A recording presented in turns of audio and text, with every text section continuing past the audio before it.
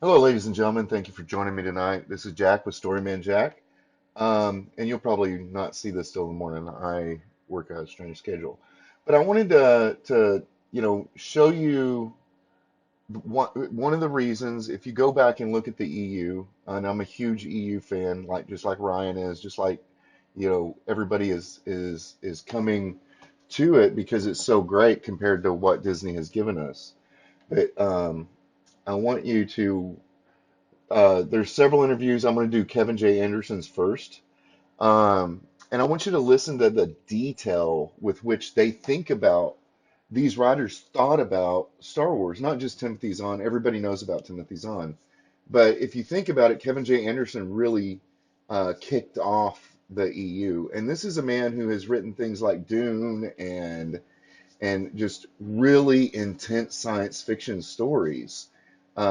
He's written for Star Trek as well, but I think, oh, and he's also written for Dungeons and Dragons, I believe. But he is such a prolific writer, and this guy really thinks about the minutia and the detail, and that's something we didn't get from Disney. So let's take a look, and I'm going to go through each one of these. Though Timothy Zahn's quintessential Thrawn trilogy is credited with kickstarting the expanded universe, it was Kevin J. Anderson who really sent the Star Wars mythology in a million new directions. In addition to co-penning the fan favorite epic from Dark Horse Comics, Tales of the Jedi, he also wrote 94's Jedi Search, Dark Apprentice, Champions of the Force. Um, I mean, there's too many to name that, of what he was able to do. But the who let's see who wrote this. I should have said that earlier. So this is from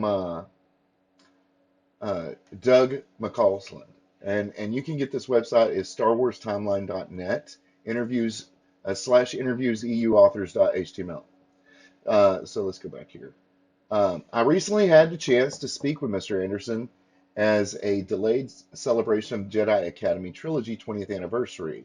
Um, the During a half-hour conversation, we had a chance to speak about a multitude of topics, including long-standing fan controversies like Super Weapon of the Week, which is a legitimate concern, a trope of the mid-90s, and the character Kip Duron, which was controversial at the time, and Admiral Dala and rebranding of the expanded universes, the non-canon legends.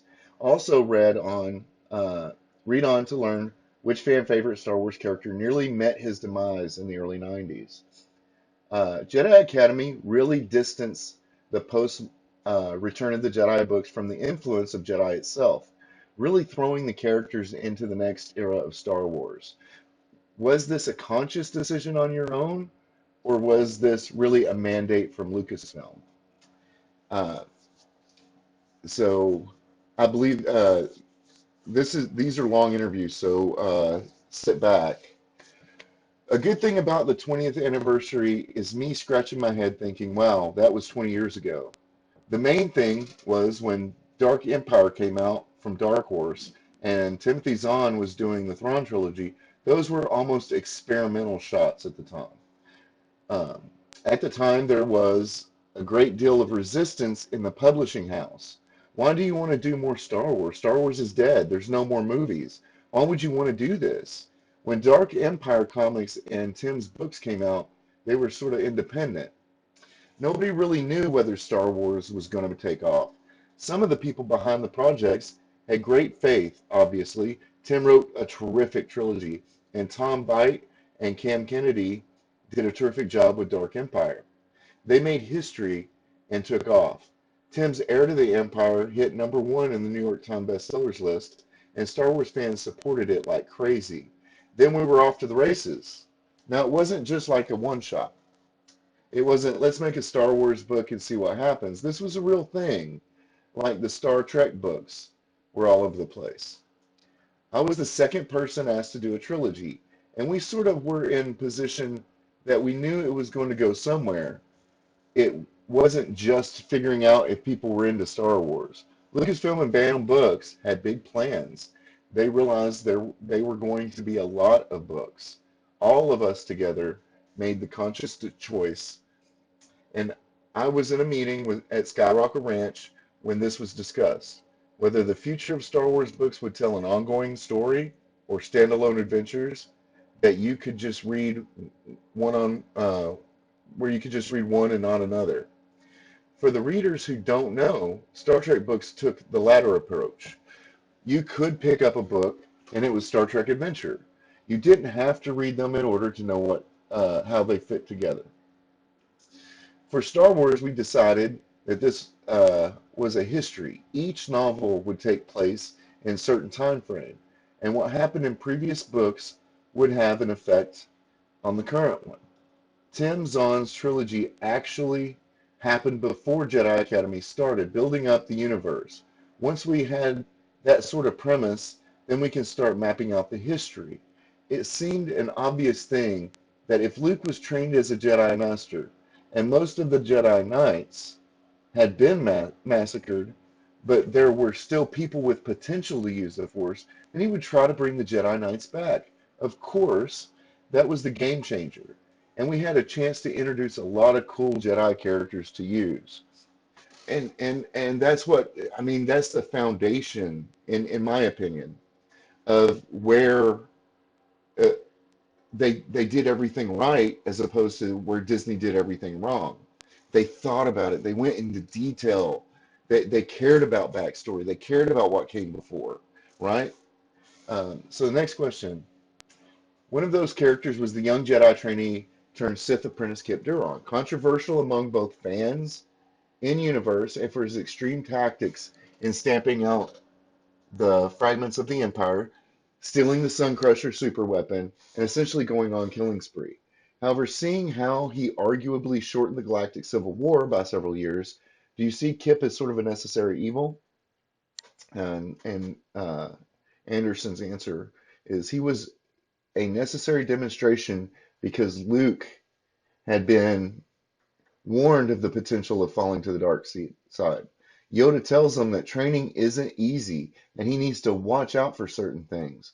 But being exposed to that kind of power, obviously, which we can see through Vader and Palpatine and everybody else, if Luke was suddenly willing to train a whole bunch of people, it seemed necessary that he sees that he's going overboard. Not everybody could handle the power that was given him. Kip Duron was very interesting rise and fall, rags to riches kind of thing. He was an underdog street kid from the lowest levels of society. He had nothing going for him but his potential to use the Force. Somebody from that part of society being catapulted into a position of power and influence, realizing that he could do the necessary thing. Some of us might think he went a little too far. In the end, he's a demonstration that the Jedi Knights need to be checked and monitored, that they can't just go and impose their power and take over everything. And of course, when you have a person with that much potential in the Force getting their hands on such a super powerful weapon, the Sun Crusher, that's a very dangerous mix. Yeah, so that was kind of a through line through the time period where Luke created the new Jedi Order, and there was a lot of mistakes he made. He was doing it by himself, and he was finding holocrons, um, and stuff that later on. Plus, he didn't want to make the same mistakes that Yoda did or that the Council did, and he didn't want to make it so rigid, like no attachments and things. I mean, of course, Luke ended up getting married, so we know this. On the topic of Kip and the Sun Crusher. Hey, I skipped one. Here we go. At the time, let's see, we're here. Okay. At the same time, who knows what would have happened if Kip didn't blow up Cauldron Nebula and wipe out Dallas' forces. She was preparing to go on a suicide run to Coruscant with a kamikaze Star Destroyer. Well, I guess you could look that he did good things, but he did a lot of damage. He went to the dark side. He got redeemed, and to me, that's the perfect character arc. Exactly, that was Vader's character arc. That was Jason Solo's character arc, and then you've got to do that same arc You got to do something familiar, not nostalgic, but familiar. But you got to do it in a different way. And I think Disney really, really missed the bus. I mean, they really just wanted something quick, fast, and flashy because that's what they wanted to sell their movies was flashy, just like Michael Bay wanted to sell movies with flashy. That's part of their personality. That's why they got JJ because he's flashy. Um, on the topic of Kip and the Sun Crusher, a staple of the 90s, Star Wars literature was the super weapon of the week trope. Every year seemed to spawn a new crazy weapon. The World Devastators, Galaxy Guns, Sun Crusher, and Dark Saber. Hmm, yeah, no source material. Right, right. Some fans think it's ridiculous in retrospect. However, the way I see it, you worked in a government lab for 12 years. And Anderson's answers, I worked in a lab where we did government stuff. We built nuclear weapons and advanced technology. I know what that attitude is. If you've got the technology of the Death Star, you keep building it. If you have the repressive government like the Empire, they're not going to say, well, we have good enough weapons. We don't need anything more. They're going to keep designing them. But that's kind of what some of the fans were joking about. But they didn't get it. What I wrote in Darksaber was all about that. In Darksaber, the Hutts get hold of the Death Star plans and build their own. It's not another super weapon of the week. That novel is about the proliferation of nuclear weapons. If you start building these things, what happens when the Russian monsters, the Middle Eastern terrorists, get control of nuclear weapons? Let me back up. In the Cold War, the United States and the Soviet Union built these nuclear weapons. What happened after they started getting loose, and any old gangster thug could get their hands on nuclear plans. That's the point of Darksaber. Once you have these weapons, they start to proliferate and get out. So it was based on something I was working on, something that's realistic in politics, not let's build a new toy that dominates the last big new toy. I think some readers just looked at it and said, oh boy, it's just another Death Star laser. That wasn't what the book was about. And that's true. I mean, and a lot of people, and even now, I mean, they had the planet killer or system killer in in the Force Awakens, and it's just they didn't think it through and they didn't go into backstory enough. We developed this because there was flaws in the Death Star, and we're trying to make it so that there aren't flaws. And they could have done something with that, um, but there was no need in this day and age to do as much on that nuclear proliferation story because that's not something that resonates with younger audiences. They've lived. I mean, they were born after the Cold War, you know, and Disney just thought it was a trope and took it, and tried to run with it. And then let's see, were mall installation employees like Bevel Lemlisk, uh, Kaiser, and Tol Zivron based on your real life coworkers? Well, when you work for 12 years in the Department of Energy, Department of Defense for 12 years, you're working in a government research lab dealing with these sorts of people. And from experience being in the military, and the people that gravitate toward those jobs are all similar people.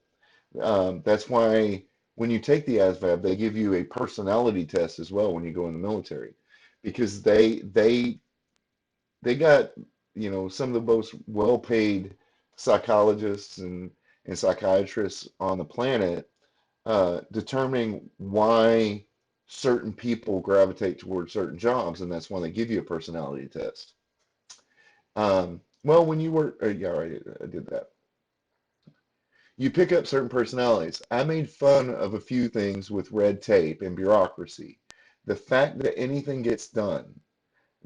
No specific, this character is based on the guy I worked with. However, the Twi'lek guy told Sevron, dot, dot, dot.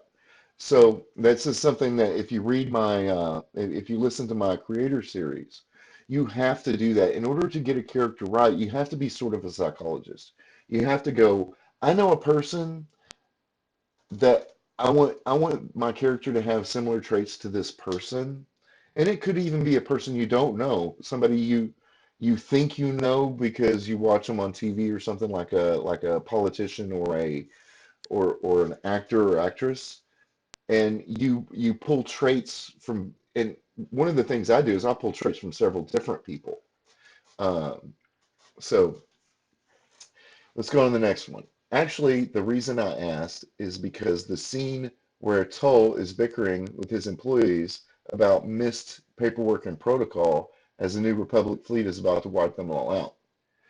And his response is, yeah, that was a specific reference to something that happened at my workplace. The mall installation is being attacked, stuff is blowing up, and the guys in the intercom are urging employees to read the emergency plan and find out what you're supposed to do, as if they're going to dig up the file and read the plan.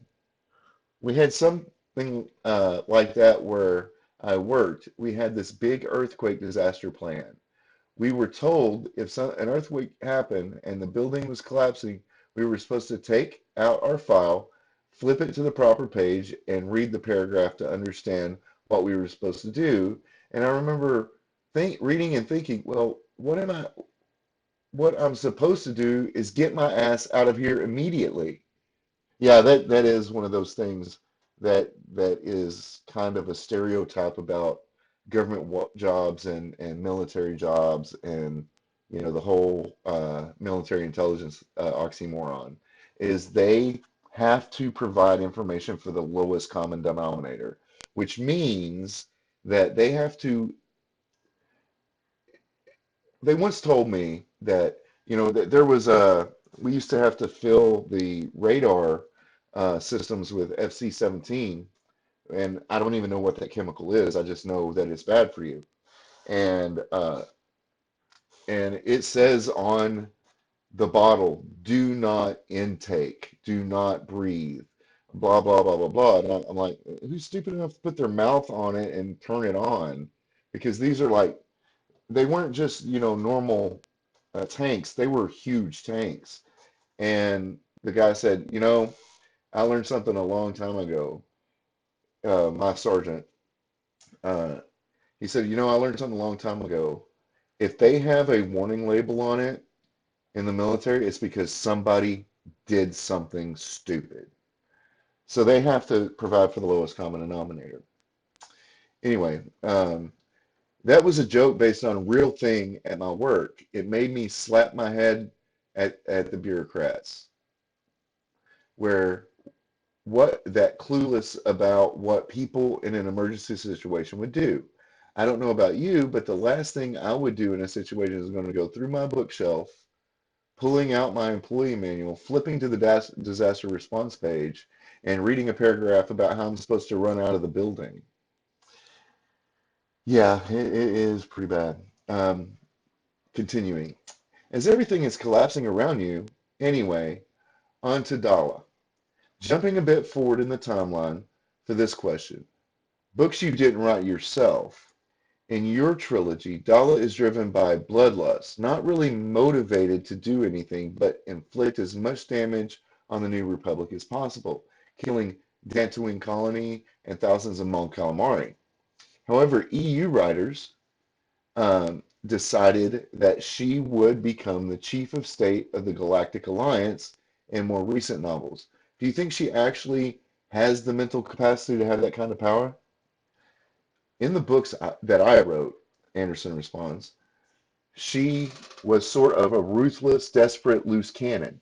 Fans complained that she wasn't as good a tactician as Admiral Thrawn, but to be fair, and I'm just adding this, nobody in the Star Wars universe was supposed to be as much of a tactical genius as Thrawn. Thrawn was designed to be the ultimate tactician. That's why when he showed up in Rebels as just some smartass who knew a little bit about art, it pissed me off. Now, don't get me wrong, I like Rebels, but they did Thrawn wrong. I don't think they understood Thrawn.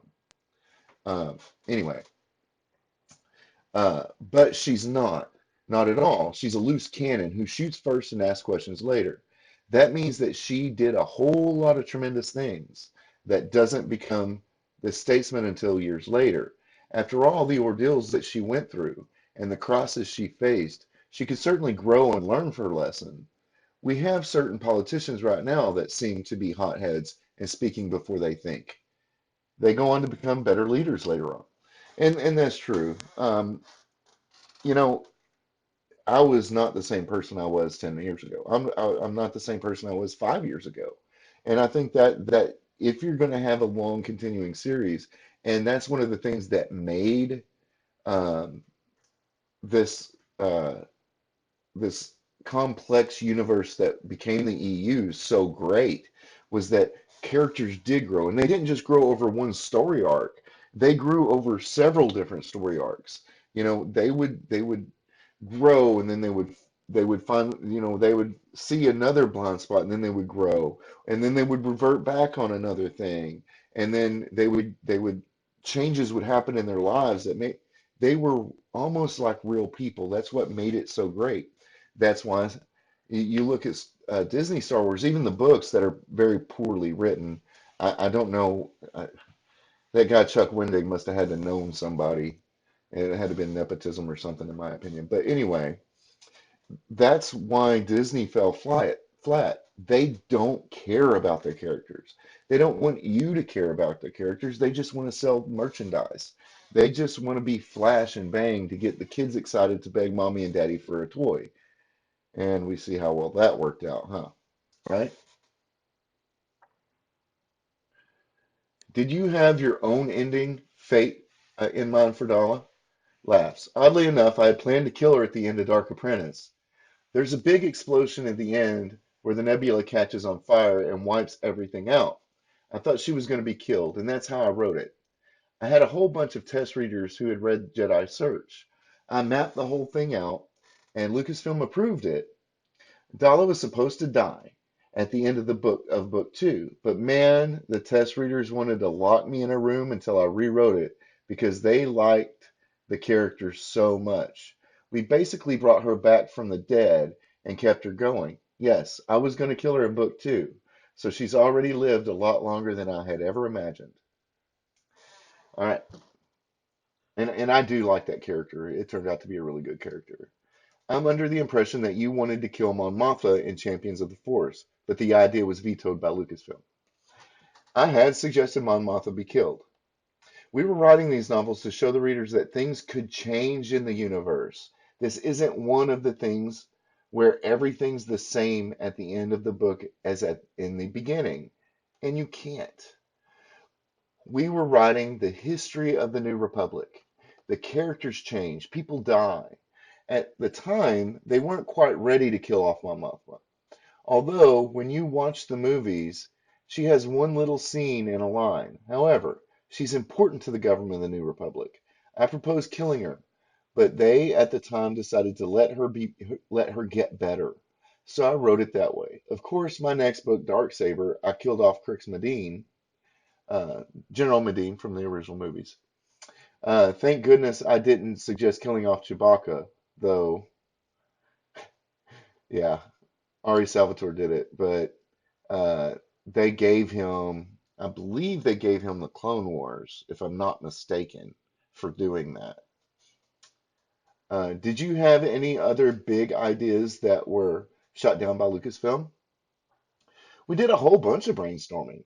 How about we do this? How about we do that? It seemed that we would paint a target on Lando's back that we could get rid of him. Lucasfilm decided not to get rid of Lando. I mean, from a writer's perspective, he was a character who had run his course. And to be honest, he was. He did the 180, right? So, but we had done extra things with him since then. So I'm glad he's still around. I'm sure Billy D. Williams is glad he's still around. Well, at least he got a paycheck in the new trilogy, right? Even though they didn't use him to his full potential. They didn't use anybody to their full potential, even the new characters. The new characters had such great potential. We all had all kinds of things, so many projects. I had a total of 54 Lucasfilm projects. Now think about that. Think about that. Who said there was no source material? Who? Jeez, Louise. How are these people keeping their jobs? Anyway, I digress. If you count all the Dark Horse Comics anthologies, Katina pop-up books, they sure let me do many things. I couldn't remember if there were any instances where I'd have a tantrum because they didn't let me do something. I suggest something, they'd have a thumbs down, and I would suggest something else. And that's how you do it. You pitch things. You pitch an idea, and if they don't like it, you pitch another one. You don't compromise your idea if they go, I want to kill my mom. Well, let let's keep her around and make her transgender. No, no, I don't want to. No, I'm not going to do that. You do have to give in some things, but uh, I think the writers are running scared, honestly. I really think so. They don't stand up for themselves like they used to. You did have a lot of experience behind the scenes, uh, really putting the universe together. At the time, we were all a team of authors. You see that? A team of authors, right? A real story group, right? I was in contact with Dave Wolverton, Kathy Tears, Mike Stackpole. Oh man, I love Stackpole. Anyway, and Tim Zahn, along with Tom Veitch and a great deal with Tales of the Jedi comics.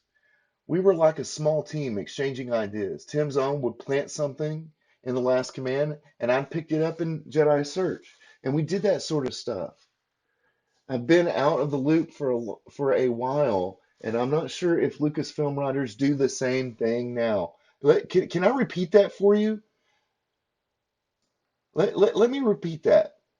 Tim Zahn would plant something in The Last Command that I picked up on in Jedi Search, and we did that sort of stuff.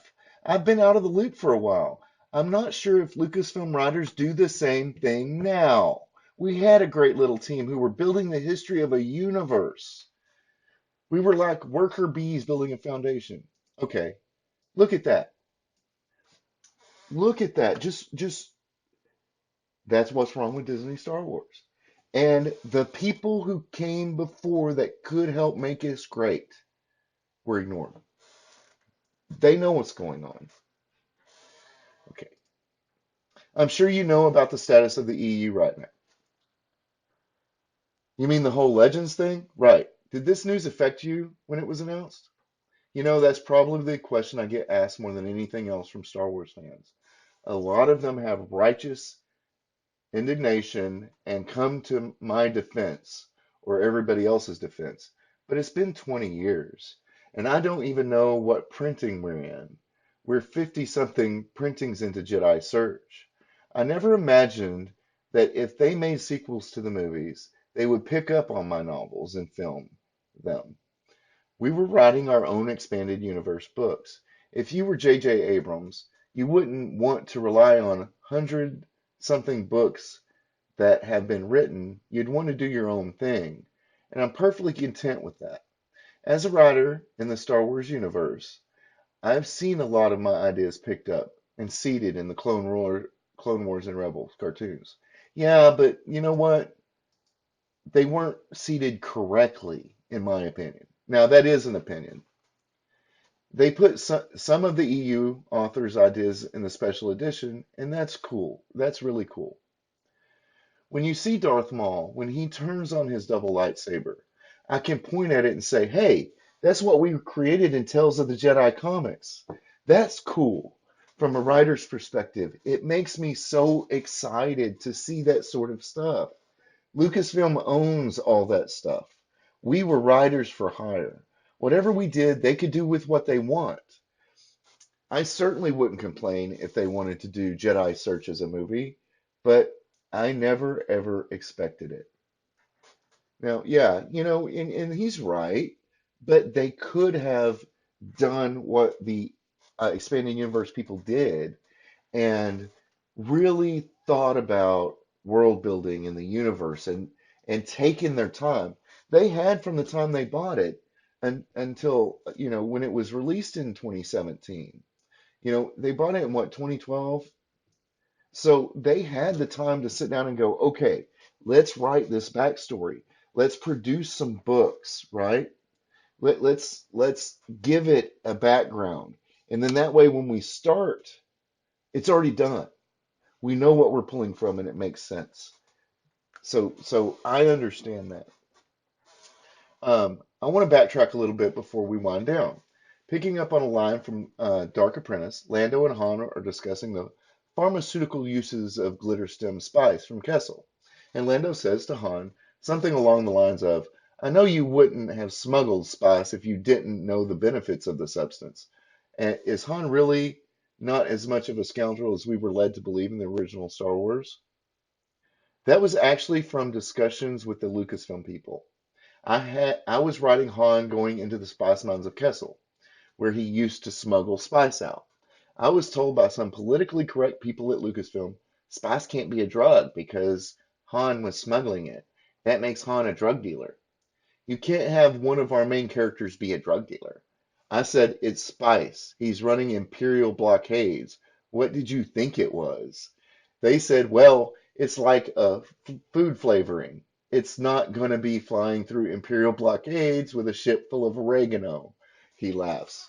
I love I love these authors. I mean, think about this. Think about how he's portraying his work as opposed to the way creatives in Hollywood are portraying their work now, right?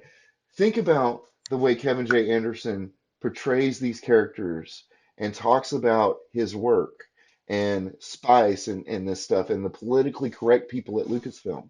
Think about that. And then think about the way Chuck Wendig went about his books and the way he said things, okay? They didn't want Han Solo to be the guy smuggling drugs because he's one of our good guys. I went, you know, he was a scoundrel. And he redeemed himself and joined the Rebel Alliance. It got to the point that we were butting heads enough that we sent a letter to George Lucas to settle the conflict. Was spice a drug, a food additive, or something else? George wrote back, I love this. He wrote back, of course it's a drug. My compromise was to make it something like crystal meth that people were dying from. We had to make some decent aspects to it. Like crystal meth, methamphetamines is based, on a drug that helps people with certain disorders. Han still is our main character. You don't want him to be Walter White selling crystal meth. Would you ever return to the Star Wars if you were asked? Oh, absolutely.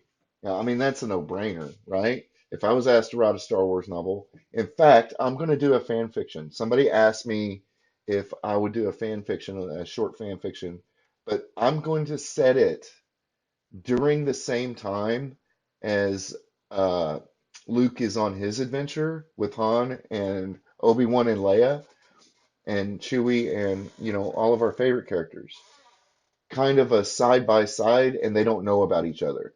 So we'll see that some of the locales are the same and things like that, but it'll be new and different, right? And I'm not going to take the chance of screwing up a character. So go on. Oh, absolutely. I love Star Wars.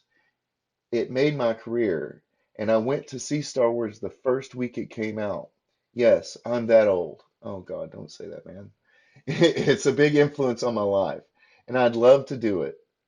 The real problem for me is twofold. If I'm running a publishing company, I've got a whole bunch of books under contract. I do seminars and several trade shows a year. So fitting it into the schedule is tough. The hardest part right now is getting up to speed again. When I was writing Jedi Academy trilogy, it was an unexplored landscape, and we can make up a bunch of stuff. Right now, even when you take the old EU books and call them legends, there's so many books I haven't read, so much that has happened, and it would be hard for me to jump into it again. I'm sure we could figure something out if they wanted me to write a Rebels episode. Hint, hint. I really would love it, just absolutely love it if they had Kevin J. Anderson come back. And based on that comment from earlier, where he called the people at Lucasfilm the politically correct people, and he's like, "F you, it is a drug. Come on, you know." All right, that would be a cool gig. There's a lot of potential there that we could work on. We'll see. I love my time with Star Wars. I'm pleased with what I did, And I'm amazed the fans are still around after 20 years. People who come up to get their battered old book signed and say it's the first book they ever read. It makes me feel satisfied with the whole experience. Here, here. Yeah, it makes us satisfied too. Before I go, I'm going to ask you this on behalf of Jedi Council Forums member Unicus to provide some much needed closure. Was the Sith Lord Ludo Cresh's name a pun on the word ludicrous? Not at all, laughs. Not at all. Sorry, I think I got it from the movie Labyrinth. That big, hairy, crusty creature named Ludo, if I remember correctly. I don't know where Crush came from. He's just reading too much into it. So, yes, this is Kevin. That was Kevin J. Anderson, and he really took what Thrawn did and expanded on it, and took us in many different directions. You know, he was the first. Thrawn was the first, yes, but these books really it was like shatter. It was like a shatter point, right? These books were a shatter point. They shattered and split off into so many different great tales. Well, I hope you enjoyed this, and I'm going to do the next one in a day or two, once people absorb this. And I know it's very long. Hey, this is Storyman-Jack. I just wanted to say thank you for watching. I appreciate everybody who tunes in, and look forward to seeing you next time. Please, if you enjoyed the video, like, share, and subscribe. And remember, you're the creator and writer of your own story. Make it a great one. Thank you.